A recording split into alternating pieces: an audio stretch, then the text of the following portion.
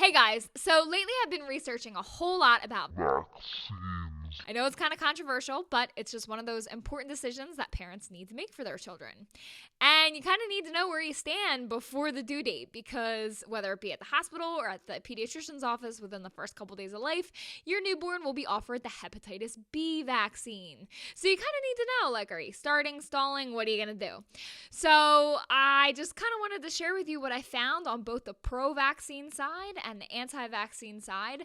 Just want to quick remind you that I'm very open-minded. This is a very fluid and confusing process for me. There's so much information out there and it's exhausting. So I just kind of want to share with you what I think, and then you guys can let me know what you think. I'm really curious to hear what the conscious resistance audience has to say about this topic. So here we go. I'm going to start with vaccination pros, reasons why I would want to do it and stick to the schedule. The first reason is that the majority of people believe in vaccines and use them themselves or on their families and children. And this includes a lot of people that I know and trust. A lot of really rational and intelligent people believe in the effectiveness and safety of vaccines. Now, I realize how herd mentality-ish that sounds, but believe me, when you're pregnant and have to make these decisions for yourself and your child, every single reason you'll consider, no matter how stupid it sounds or if it's a logical fallacy, etc. So that's the first reason. My second reason is similar to the first in that it's kind of an appeal to authority. Tons of pediatricians, experts, members of the AAP, the CDC, all say the vaccines are safe and effective, and they went to medical school. They obviously know a whole lot more than I do in these areas, and I want to trust them. My third reason has a bit more teeth in that it's based in evidence and experience. It's obvious that deadly disease has been going down, and some have even been eradicated. Smallpox and polio are gone thanks to vaccines. If you look at 100 years ago, diseases like the measles were killing between 500 to 1,000 people each year. Diphtheria used to be the number one most common killer among teenagers, and tens of thousands of babies and children were dying each year from hepatitis B. Meningitis was causing all sorts of problems like brain damage, learning disabilities, etc., etc., etc. So it's clear that vaccines have been working to prevent and eradicate deadly diseases. A big part of vaccinating your child properly is sticking to the CDC recommended schedule. There's a couple good reasons for this that resonated with me. The first one being is that when you vaccinate early and often, you are protecting your baby when they are the most vulnerable to these deadly diseases. Also, the same experts that I talked about earlier research and test each vaccine for a minimum of 15 years. The same experts put together the schedule based on when the baby's immune system will work best with each particular shot, and also which shots work together and interact best. Also, if you use an alternate schedule, there's really been no science based on the effectiveness of that. And when you think about it, you're still giving your kid the same amount of shots, just less shots at each visit, but more frequently. So you're taking your baby into a stressful situation where they get poked with a needle more frequently, like every week or every month or whatever you stagger the schedule to be.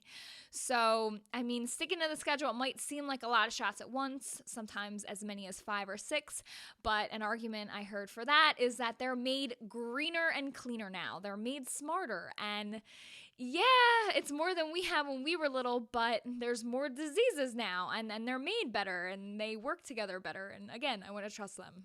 Another reason I might want to vaccinate as I'm supposed to is I won't have to face all of the judgment and hate because word would get out that we're doing things differently.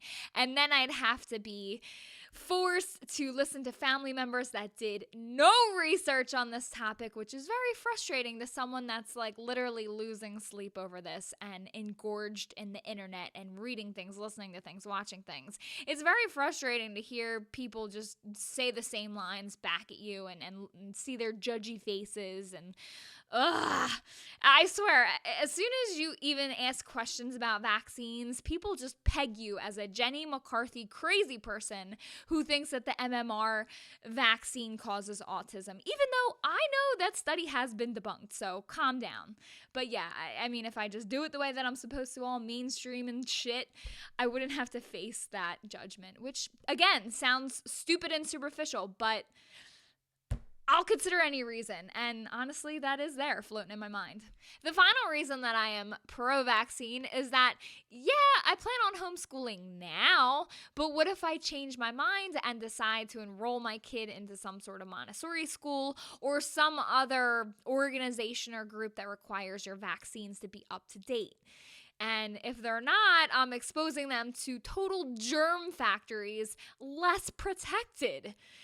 I don't know if I like that idea. Also, if they're not up to date on their vaccines and they want to start this school or club or whatever group, I need to sign one of those exemption forms saying that I'm knowingly putting my child in danger.